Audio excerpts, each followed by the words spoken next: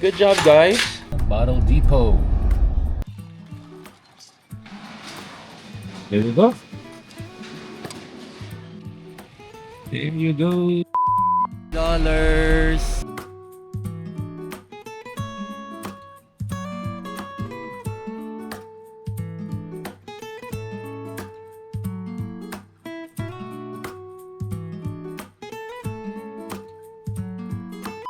Hello fam! And we've started our spring cleaning. Pero summer na. Alam niyo naman dito sa Calgary, halos konti lang yung time ng spring.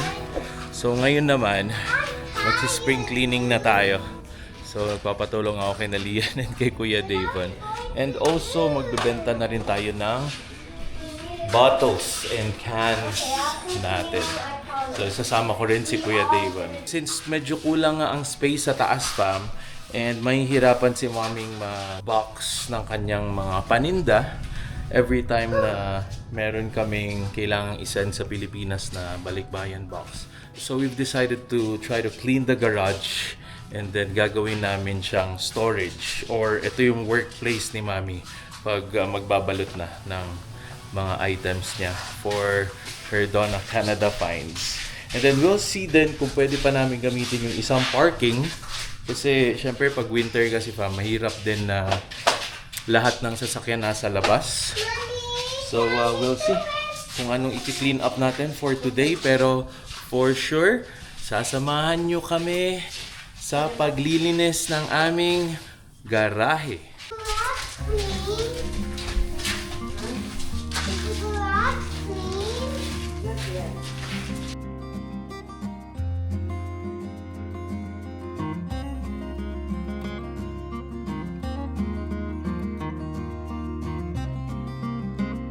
And tingnan nyo naman yan, fam, kung gaano kasipad yung aking mga anak. So, ang ginagawa nila si Mami yung nagwawalis papunta sa labas. Tapos yung mga anak ko yung nag-move naman ng mga bato dito sa gilid. So, hopefully hindi kayo magka-allergies. Wala naman sila allergy sa mga alikabok, fam, eh. Pero, syempre, gusto mo rin na hindi sila masyadong maalikabukan. So, to just show you fam kung paano ko minamanage yung mga bote. So, meron akong malaking box dito sa taas. So, every time na may kailangan na akong ilagay ng bote, sinushoot-shoot ko lang siya. So, wala ako nung dito kasi meron akong mga tires dito. So, I have to clean this up too. Ayan. So, medyo madami-daming cleaning activity ang kailangan dito sa aming garahe. Para sobrang maging malinis siya. Plus, pwedeng gamitin ni Mami later.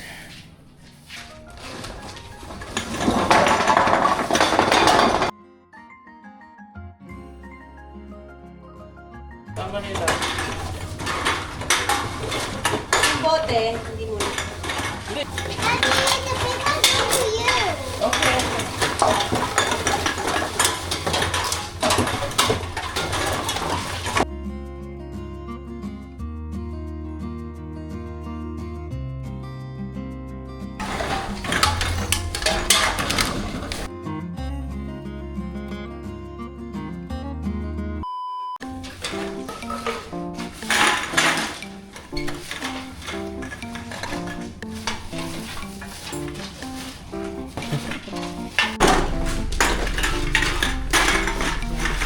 Good job, Lian! Here, just like that. You don't need to. And fam, so nagsistart na silang basain ang aming garahe para malinis na malinis at mawala lahat ng alikabok. Magpuputik pa muna bago natin matapos to. So, it's okay. We can do it for sure. Ayan, syempre, naglalaro na ang mga kids.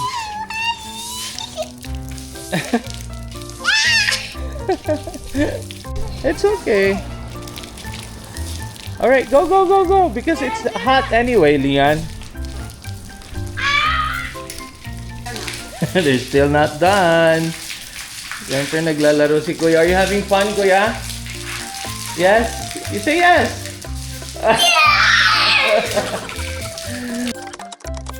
There you go. So, iwan ko muna ang aking mag-ina.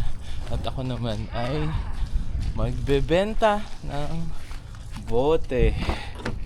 Ayan fam, so meron tayong how many? 1, 2, 3, 4, 5, 6 na trash bag na punong-puno ng bottles. So hopefully good deal siya. And yeah, I'll see you guys later.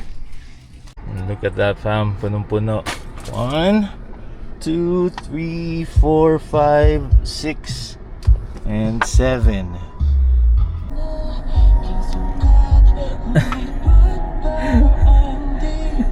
Bye-bye!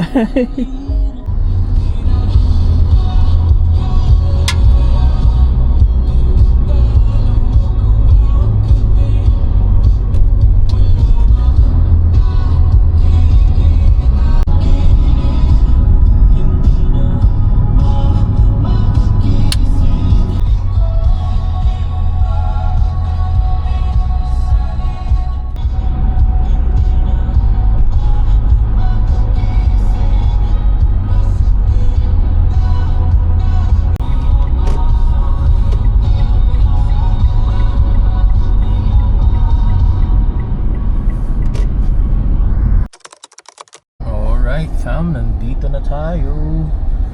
Dito lang to malapit, mga around 5 minutes drive lang. So sakto. Yan, Bottle Depot. Let's go. Okay. Alright. Ayan, let's go. Tsaka ang babait dito fam. Merong tumutulong sa akin. Ayan si ate. So dito to sa Saddletown Bottle Depot. Let's go.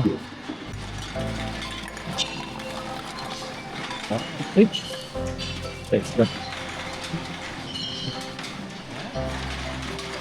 Ayan, fam. So 3 bags pa lang yan. Meron pa akong 3 bags dito. So lalagay natin in a while. Ayan, so tinusulungan na tayo ni ate.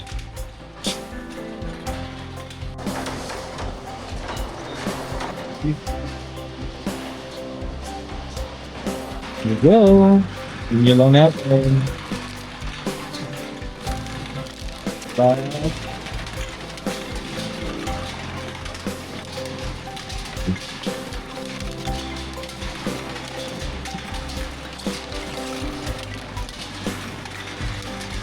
That's our last bag.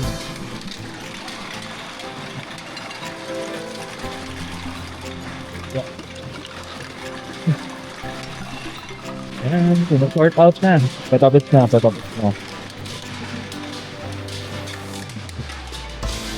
Okay, and we're done. So yeah, that's it.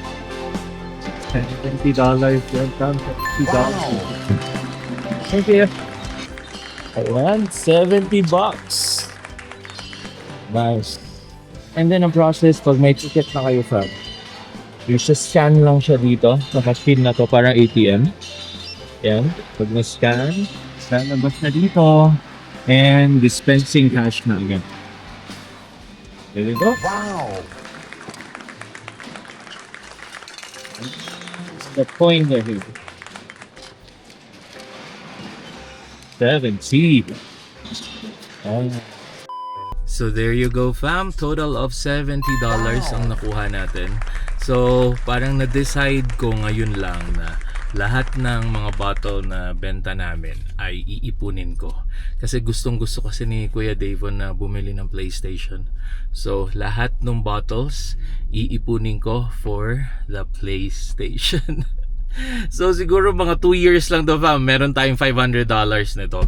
Kasi mabilis lang actually yung bote pag inipon, and then nagiging pera siya agad, and then ang bilis lang din kumuha. So ayun, may mga drinks din naman tayo na binibili, and also normal lang, hindi natin sasadyain talaga na mag-ipon. Pero ayun nga, with that 6 months, parang every 6 months meron ako $70, $80.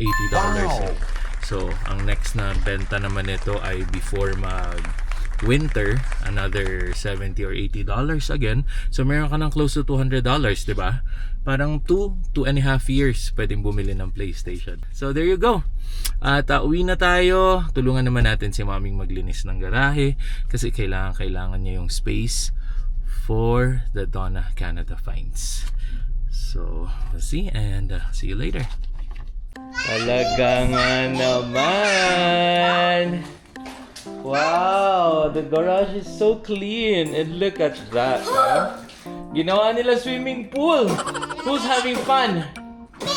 Alright. So cold and crazy. Lian, hi!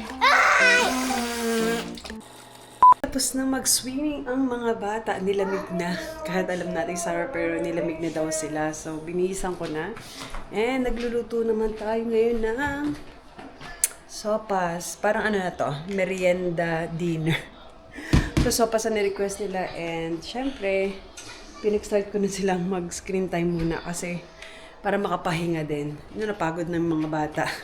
Pag-help kanina and mag-swimming sa baba. Mini swimming, inflatable swimming pool natin. So, magluluto muna tayo ng sopas and then we'll see kung makakalabas pa kami sa playground kasi tal naman maaraw.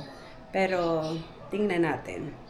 So far, ayun ang ginagawa namin maghapon at nandito nga lang kami sa bahay. So, may time kami to do house chores and yung mga hindi namin nagagawa kasi usually, nasa labas ang Alba Pambang pag weekend.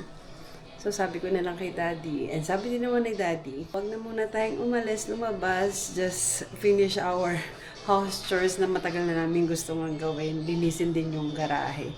And ayun nga, medyo nalinisan natin kahit papano. And luto muna tayo, fam. So, tara. Sopas in the making, fam.